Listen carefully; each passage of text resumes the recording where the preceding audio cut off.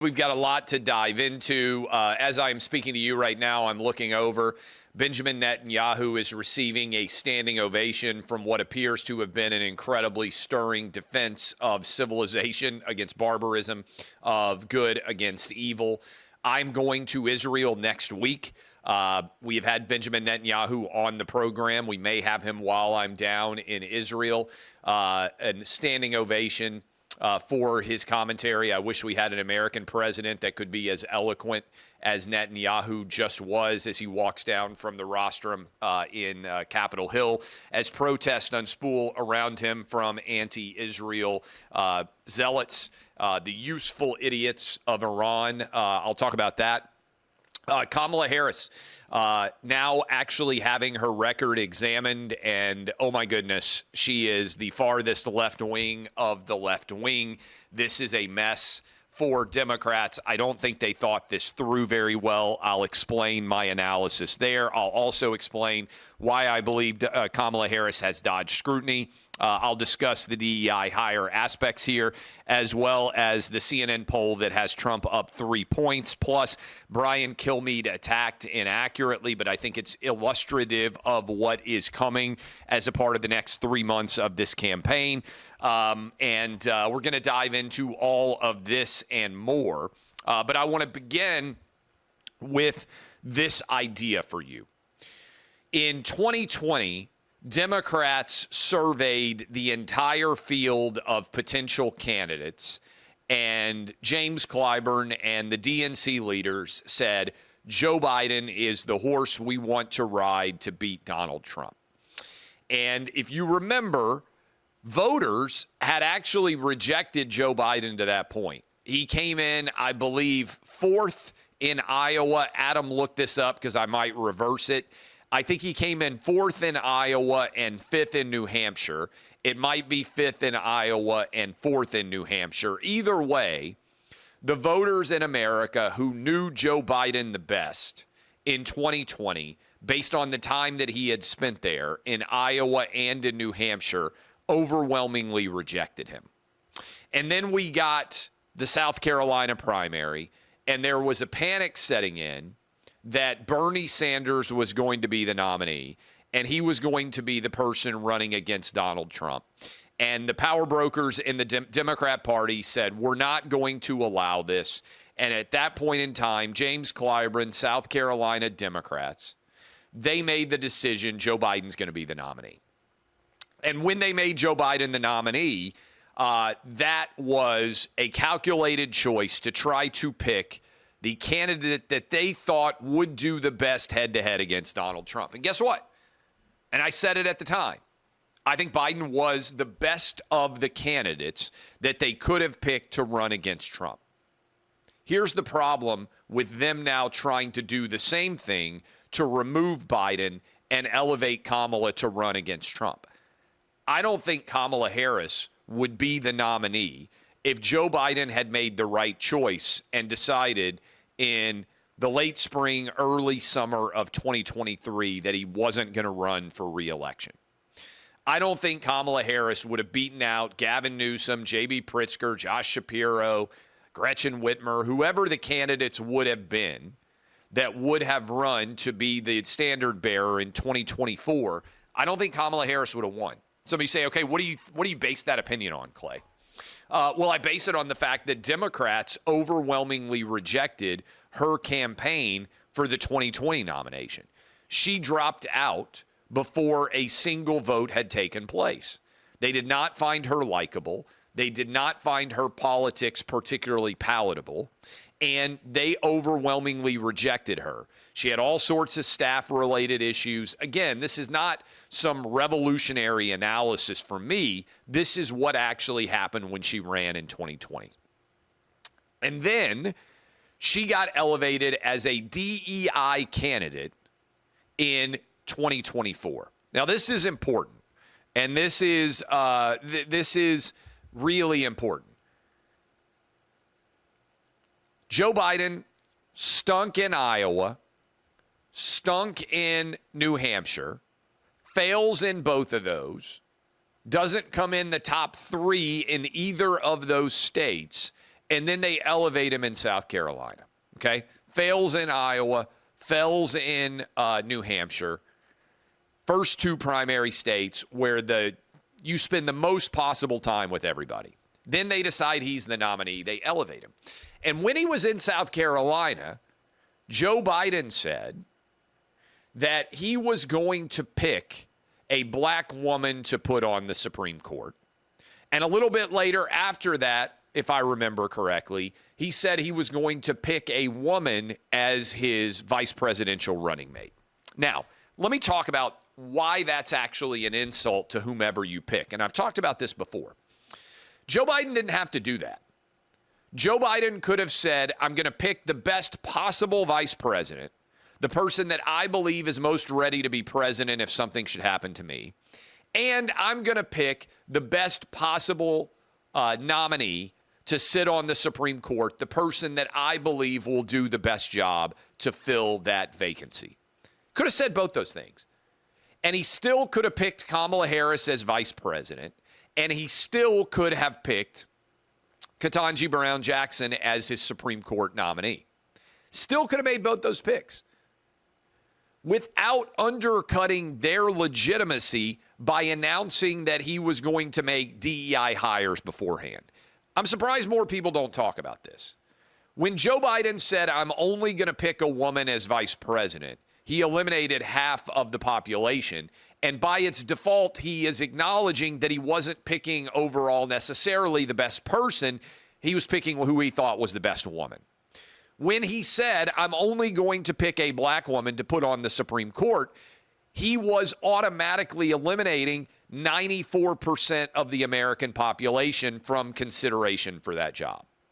He actually undercut Kamala Harris and Ketanji Brown Jackson when he made that choice. DEI delegitimizes people who otherwise might be legitimate picks because Joe Biden said, I'm picking them based on their gender and based on their race and gender. It's actually an insult.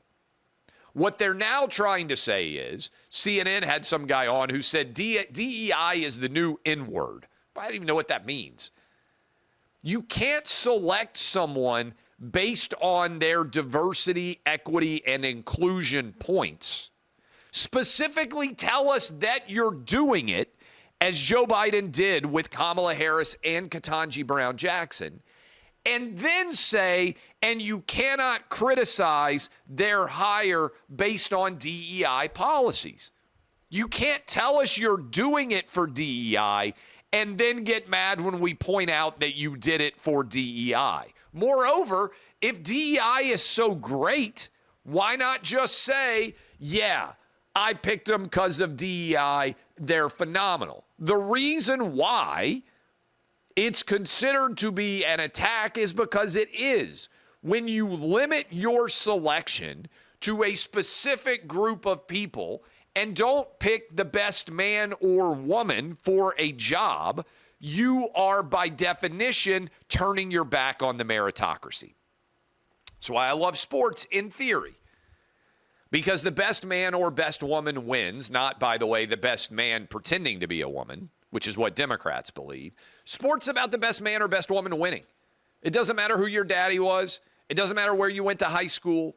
Everybody's equal when it comes to competition in sports. We don't seek equity. Nobody out there is like, you know what I want to do? I want to compete in a league where everybody's the exact same. That would be a disaster. Hey, we want to have a race where everybody crosses the finish line at the exact same time. And if somebody else is slower, we want to bring them forward so that we can make sure they finish at the same time. That's the exact opposition of the meritocracy of capitalism itself, which is what this nation has been founded upon and why the world as a whole has seen massive increases in overall quality of life. Because if you unlock the individual ability of every single individual, there are going to be incredible accomplishments. I believe in individuals, not groups. Okay? Kamala Harris dodged scrutiny not only as a DEI hire, but for three big reasons. 2020 was an election that Democrats successfully made about Donald Trump. People didn't vote for Joe Biden. They voted against Donald Trump. So Trump was the number one story of 2020. The number two story of 2020 was COVID. Both of those stories dominated the 2020 electoral cycle. That's how the weekend at Bernie's presidency came to be. They hid Joe Biden in his basement and managed to convince America that Joe Biden would return normalcy to the White House, that he was the adult in charge, that he would be a unique voice for the salvation of America's soul. That's what they tried to sell. And a lot of people bought that idea. That's how Joe Biden won. He was the anti-Trump, and COVID happened. Without COVID, I think Joe Biden would have lost to Donald Trump pretty significantly because everything else was going well. I think the Democrat gambit would have failed, but because of COVID, it ended up working. Okay? Now, what about Kamala Harris? Nobody scrutinized her. Nobody paid attention to her record in California. Nobody went back over her outlandish questioning of Brett Kavanaugh. Nobody pointed out that she actually has not been very accomplished in her career and that the things she has done are incredibly left-wing.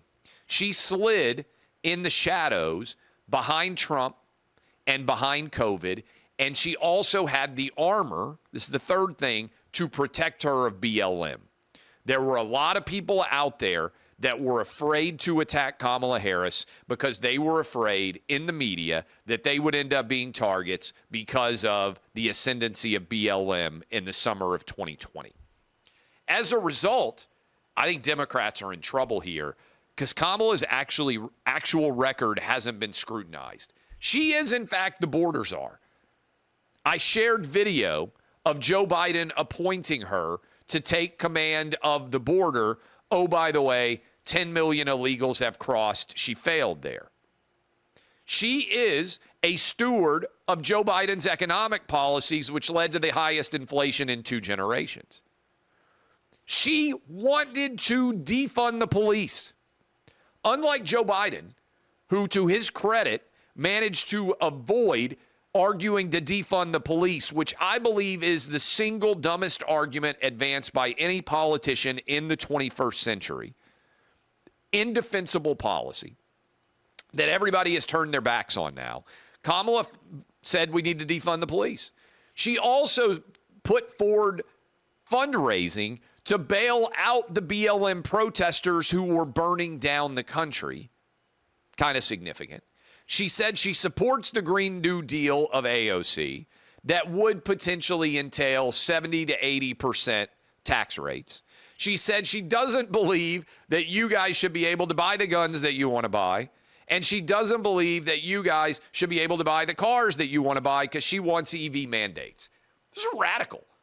She is a California left-wing radical.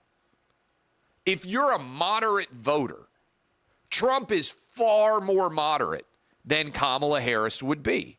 And that's why you're seeing all of the left-wing media suddenly line up and say, well, she wasn't the border czar. Axios went back and changed the phrasing of their stories because they're saying she never had the title border czar. I don't know what official title you want to give her. When Joe Biden says you're going to be in charge of helming up the administration's efforts on the border, chief, leader, he said, I want you to know that this is coming from me, that she is speaking on behalf of the administration and she is taking on this responsibility into others.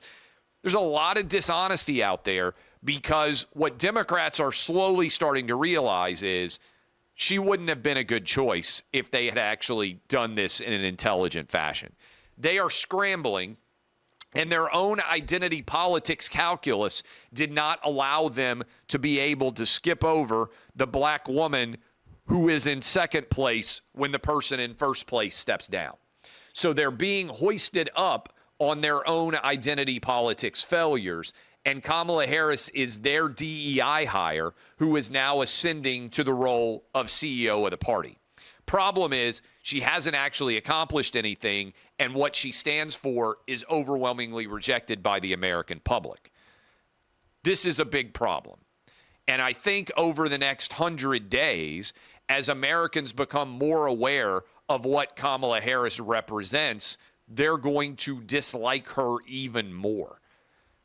And I think you're going to start to see a panic set in associated with this because Kamala has dodged scrutiny and she is going to get eviscerated as all of this begins to get revealed. Now, I'm surprised by this. I thought Kamala would get a big bounce. This may be something that I end up being wrong about. I said over the next 7 to 10 days, I thought the sugar high, the honeymoon, the infatuation of Kamala Harris's elevation would lead to her getting a boost in the polls. CNN came out with a poll today that showed Donald Trump leading her by 3. That's more than he was leading when they were testing her and seeing how she was going to square up compared to Donald Trump.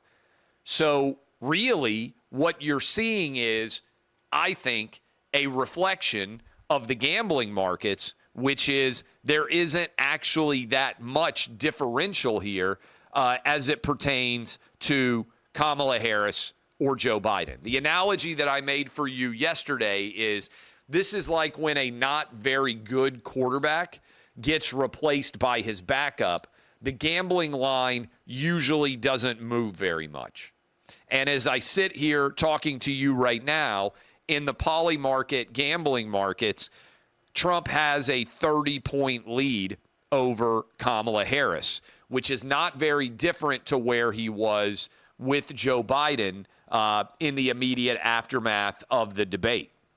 So essentially out there, a lot of people are saying, hey, there's not very much of a fungible difference between Donald Trump and Kamala Harris. Now, to be fair, the one area where there has been an increase is Kamala Harris is favored to win the popular vote.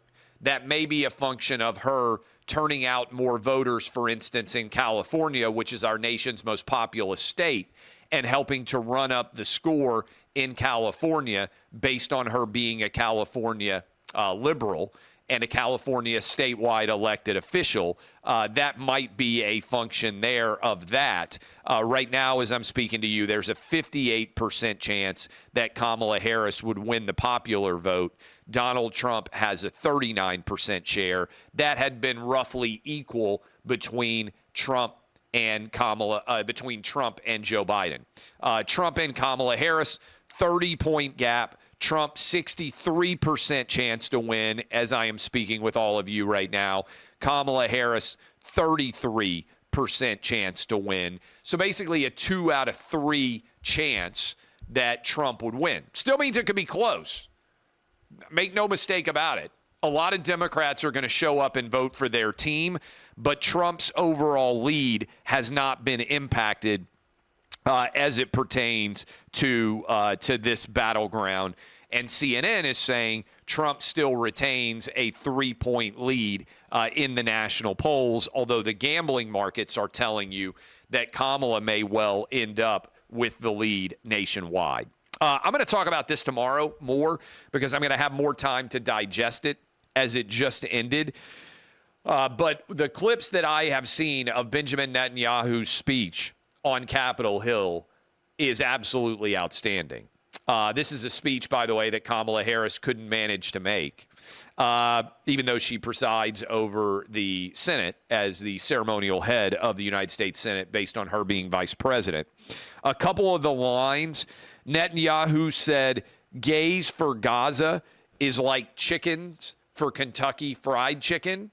That's a pretty good line that resonated just now from Benjamin Netanyahu. He said, based on the fact that it appears Iran is funding many of the campus protests that are taking place right now, that were taking place on many of our university campuses.